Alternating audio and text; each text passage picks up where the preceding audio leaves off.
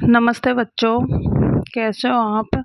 मैं आशा करती हूँ कि आप सही और स्वस्थ होंगे और अपनी पढ़ाई भी मन लगाकर कर रहे होंगे। देखिए, आज हम पढ़ेंगे हमारी जो हिस्ट्री की बुक है उसका चैप्टर 2 है, व्यापार से साम्राज्य तक कंपनी की सत्ता स्थापित होती है। आइए देखते हैं इसमें हम क्या क्या पढ़ने वाले हैं। देखिए, पूर्व में ईस्ट इंडिया कंपनी का आना। ईस्ट इंडिया कंपनी बंगाल में व्यापार शुरू करती है। व्यापार से युद्धों तक, प्लासी का युद्ध और बक्सर का युद्ध। कंपनी के अफसर नवाब बन बैठे। कंपनी का फैलता शासन और टीपू सुल्तान, जिसे शेर मैसूर कहा जाता है, उनके बारे में पढ़ेंगे। मराठों से लड़ाई, अंग्रेजों की जो मराठों से लड़ाई हुई थी उसके बारे में पढ़ेंगे। सर्वोच्चता का दावा, अंग्रेज अपने आप को कैसे सर्वोच्च बताते थे उसके बारे में पढ़ेंगे। और विलय नीति अंग्रेजों की, और कंपनी की फौज और नए शासन की स्थापना, यह सारा कुछ हम इस चैप्टर में पढ़ने वाले हैं। आइए पढ़ना स्टार्ट करते हैं। देखिए, मुगल बादशाहों में औरंगजेब आखिरी शक्तिशाली बादशाह थे। जो मुगल बादशाह हुए हैं उनमें आखिरी शक्तिशाली बादशाह औरंगजेब थे। तो जो मुगल बादशाह थे, सबसे पहले बाबर थे, बाबर के बाद हुमायूं बने, फिर अकबर, उसके बाद जहांगीर, फिर शाहजहां, और शाहजहां के पुत्र थे औरंगजेब। ठीक है, यही मुगलों में अंतिम शक्तिशाली राजा थे। 1707 में उनकी मृत्यु के बाद बहुत सारे मुगल सूबेदार और बड़े बड़े जमींदार अपनी ताकत दिखाने लगे थे। देखिए, 1707 में औरंगजेब की मृत्यु हो जाती है और जो मुगलों के जो सूबेदार थे और बड़े बड़े जमींदार थे, वो अपने आप को स्वतंत्र घोषित करने की कोशिश करने लगे थे। अंग्रेज पहले एक छोटी सी व्यापारिक कंपनी के रूप में भारत आए थे। अंग्रेज जब शुरू में भारत आए थे तो एक व्यापारिक कंपनी के रूप में आए थे। कैप्टन हडसन द्वारा बहादुर शाह जफर और उनके बेटों को गिरफ्तार किया गया। ये एक नोट्स है, ठीक है, इसको याद रखना। जब 1857 में ब्रिटिश शासन के विरुद्ध भारी विद्रोह शुरू हो गया तो विद्रोहियों ने मुगल बादशाह बहादुर शाह जफर को ही अपना नेता मान लिया था। जब 1857 में अंग्रेजों के खिलाफ क्रांति हुई थी, बहुत विशाल रूप पे विद्रोह हो गया था, बड़े रूप पे। ठीक है, तो जो मुगल बादशाह थे अंतिम, बहादुर शाह जफर, इन्हें विद्रोहियों ने अपना नेता घोषित कर दिया था। जब विद्रोह कुचल दिया गया तो कंपनी ने जफर को रंगून यानी म्यांमार भेज दिया और उनके बेटों को जफर के सामने ही गोली मार दी गई। जब विद्रोह खत्म हो गया, अंग्रेजों ने विद्रोह को दबा दिया, तो जो कंपनी है उसने बहादुर शाह जफर को रंगून, जो अभी म्यांमार में पड़ता है, जो बर्मा देश है उसमें है, तो वहाँ पर भेज दिया और उनके जो बेटे थे उनको अंग्रेजों ने वहीं पर उनके सामने गोली मार दी थी। ठीक है, उनके बच्चों को मार दिया। पूर्व में ईस्ट इंडिया कंपनी के ईस्ट इंडिया कंपनी का आना।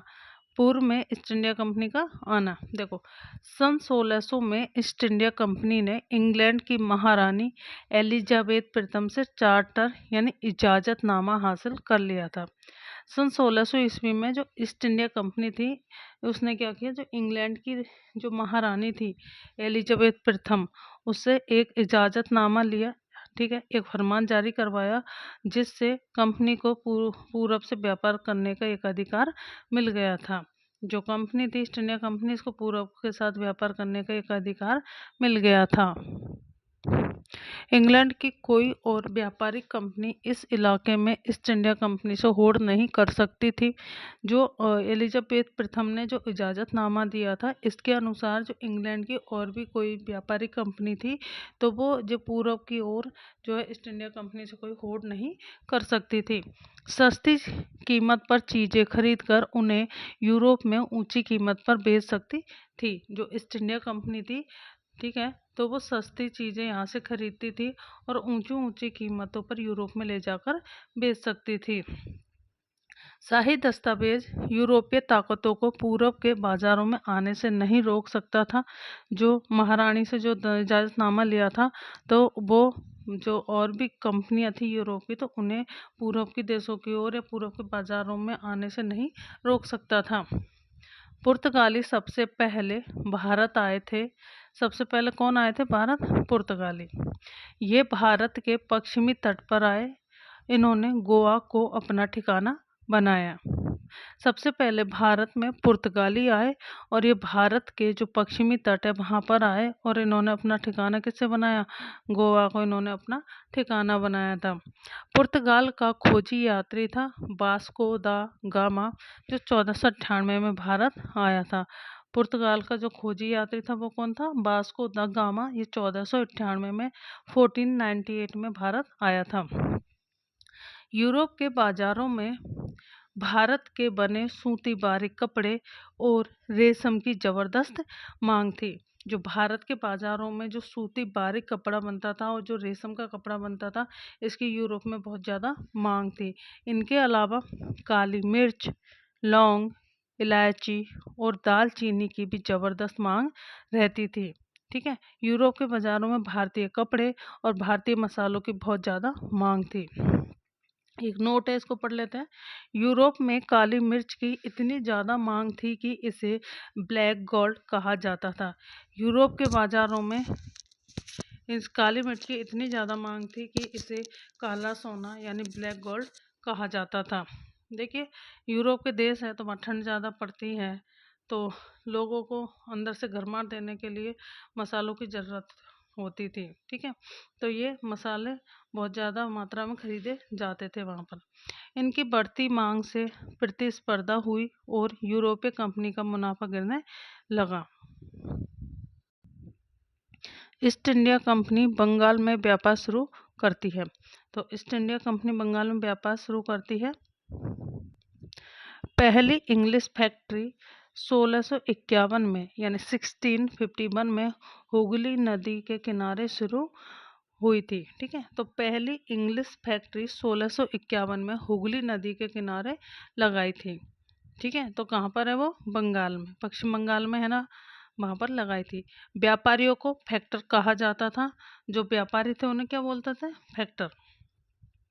फैक्ट्री में वेयर हाउस था और वेयर हाउस था और ये वेयर हाउस में क्या रखा जाता था? यहाँ निर्यात होने वाली चीज़ों को जमा किया जाता था। जो व्यापारी होते थे उन्हें फैक्टर कहा जाता था और फैक्ट्री में वेयर हाउस होते थे और वेयर हाउस में निर्यात होने वाली चीज़ों को रखा जाता था।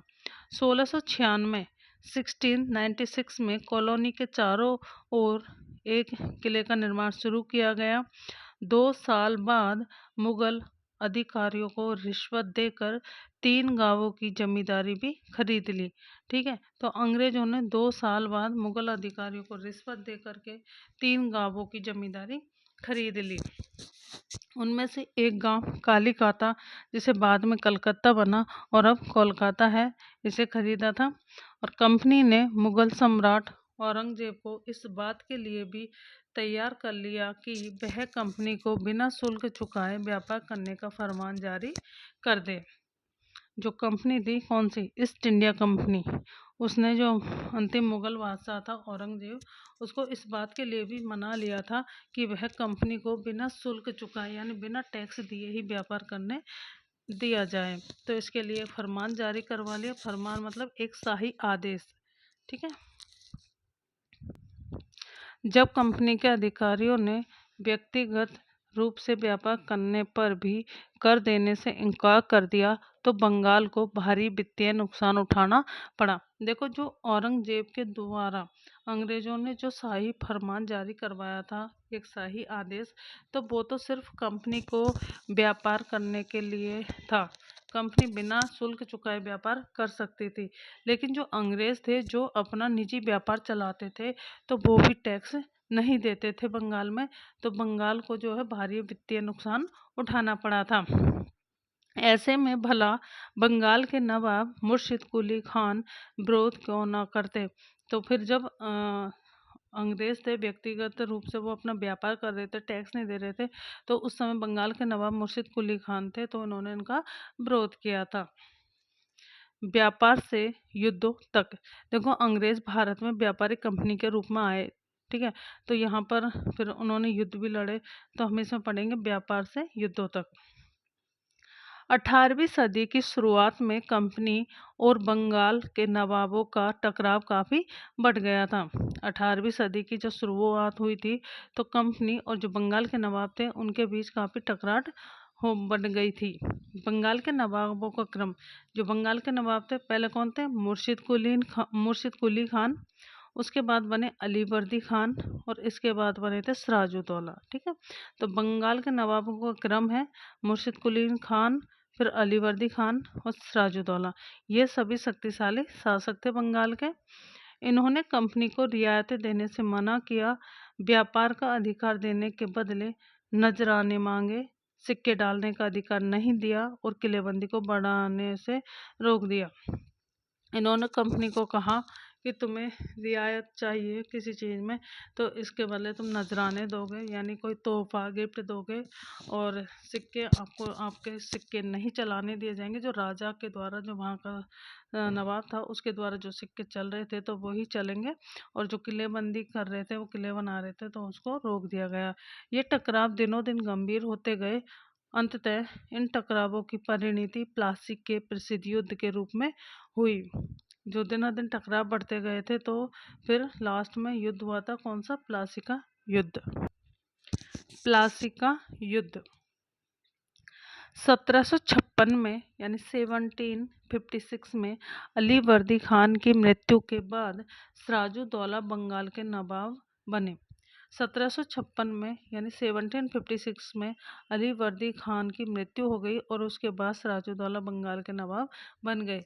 कंपनी को सिराजुद्दौला की ताकत से काफ़ी भय था। जो कंपनी थी, ईस्ट इंडिया कंपनी, वो सिराजुद्दौला की ताकत से डरती थी। सिराजुद्दौला की जगह कंपनी एक ऐसा कठपुतली नवाब चाहती थी जो उसे व्यापारिक रियायतें और अन्य सुविधाएं भी आसानी से दे दे। जो सिराजुद्दौला वहाँ का नवाब था बंगाल का, तो कंपनी ऐसा चाहती थी कि भाई ऐसा कोई नवाब बने जो हमारे इशारों पर जैसा हम चाहे वैसा काम करे। कंपनी ने बंगाल के नवाब सिराजुद्दौला के प्रतिद्वंदियों में से किसी को नवाब बना दिया जाए। ठीक है। कंपनी ये चाहती थी कि जो बंगाल का नवाब सिराजुद्दौला है, इसके जो भी प्रतिद्वंदी है उनमें से किसी को नवाब बना दिया जाए। जवाब में सिराजुद्दौला ने हुक्म दिया कि कंपनी उनके राज्य के राजनीतिक मामलों में टांग अड़ाना बंद कर दे। तो सिराजुद्दौला ने कहा था कि जो कंपनी है उनके जो भी राजनीतिक मामले है उसमें अपना टांग अड़ाना बंद कर दे, दखल अंदाजी देना बंद कर दे, किलेबंदी रोके और बाकायदा राजस्व चुकाए। ठीक है। राजनीतिक मामलों में कोई हस्तक्षेप ना करे, जो किलेबंदी करे उसको रोको और टैक्स चुकाओ, ये कहा था सिराजुद्दौला ने। दोनों के बीच मतभेद के कारण 1757 में रॉबर्ट क्लाइव और सिराजुद्दौला के बीच प्लासी का युद्ध हुआ। ठीक है। तो 1757 में प्लासी का युद्ध हुआ था किस किस के बीच? रॉबर्ट क्लाइव और सिराजुद्दौला के बीच। ठीक है। जिसमें सिराजुद्दौला की हार का बड़ा कारण उसके सेनापतियों में से एक सेनापति मीर जाफर की कारगुजारियाँ थी। यानी जो सिराजुद्दौला की जो हार हुई थी उसमें एक कारण ये था कि जो उसका सेनापति था मीर जाफर, ठीक है, तो उसने क्या किया, वो सेना तो लेके गया था युद्ध के मैदान में, लेकिन उसने लड़ने के लिए अपनी सेना में युद्ध के मैदान में नहीं उतारी थी। प्लासी की जंग के बाद सिराजुद्दौला को मार दिया गया और मीर जाफर नवाब बना। प्लासी की युद्ध हुई, इसके बाद सिराजुद्दौला को उसने मार दिया और जो मीर जाफर था उसको नवाब बना दिया। प्लासी प्लासी का युद्ध इसलिए महत्वपूर्ण माना जाता है क्योंकि यह भारत में कंपनी की पहली बड़ी जीत थी। तो भारत में कंपनी की पहली बड़ी जीत कौन सी थी?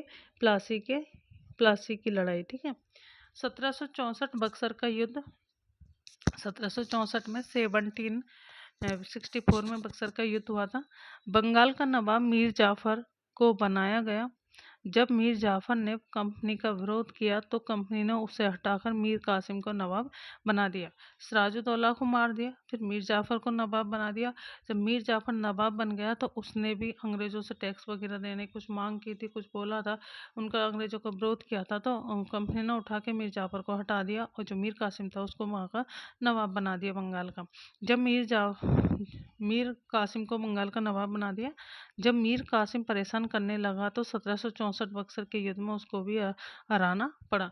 जब पहले सिराजुद्दौला था, फिर मीर जाफ़र को बनाया। फिर मीर जाफ़र परेशान करने लगा, उसको हटाकर मीर कासिम को बना दिया। जब मीर कासिम परेशान करने लगा तो 1764 में बक्सर का युद्ध हुआ और मीर कासिम को बक्सर के युद्ध में हरा दिया। उसे बंगाल से बाहर कर दिया। जो मीर कासिम था उसे बंगाल से बाहर कर दिया और मीर जाफ़र को दोबारा नवाब बनाया गया। जब मीर जाफ़र की मृत्यु हो गई तो रॉबर्ट क्लाइव ने ऐलान किया कि अब हमें खुद ही नवाब बनना पड़ेगा। ठीक है। जब दोबारा मीर जाफ़र को नवाब बनाया और जब मीर जाफ़र की मृत्यु हो गई तो रॉबर्ट क्लाइव ने कहा था कि अब हमें खुद ही नवाब बनना पड़ेगा। आखिरकार 1765 में मुगल सम्राट ने कंपनी को ही बंगाल प्रांत का दीवान नियुक्त कर दिया। 1765 में जो मुगल सम्राट था उसने कंपनी को ही बंगाल का दीवान नियुक्त कर दिया था और दीवानी मिलने के कारण कंपनी को बंगाल के विशाल राजस्व संसाधनों पर नियंत्रण मिल गया था। जब कंपनी को दीवानी मिल गई तो कंपनी को जो बंगाल के जो विशाल राजस्व जो संसाधन थे उन पर अपना नियंत्रण उन्होंने जमा लिया था। तो आज हम इस चैप्टर में अभी इस वीडियो में इतना ही पढ़ेंगे क्योंकि वीडियो काफ़ी बड़ा हो जाएगा। हम काफ़ी बड़ा चैप्टर है। ठीक है बच्चों, तो इसको वीडियो को लाइक करना, शेयर करना, सब्सक्राइब करना, कमेंट करना और थैंक यू बच्चों।